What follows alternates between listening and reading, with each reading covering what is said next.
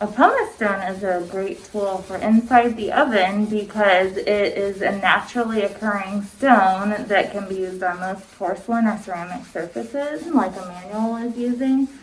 The inside of the oven usually will have baked on food. Something may have dripped from what you're cooking, and it drips onto the bottom. It's a fire hazard. It smells bad. So we just get in there with a pumice stone.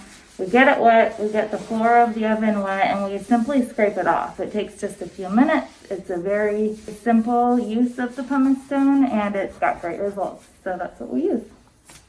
Please let us know if you found this tip helpful. We'd love to see any before and after pictures that you might have that you can share with us below. Don't forget to subscribe and to turn on your notifications so that you can get all of the alerts whenever we post anything new.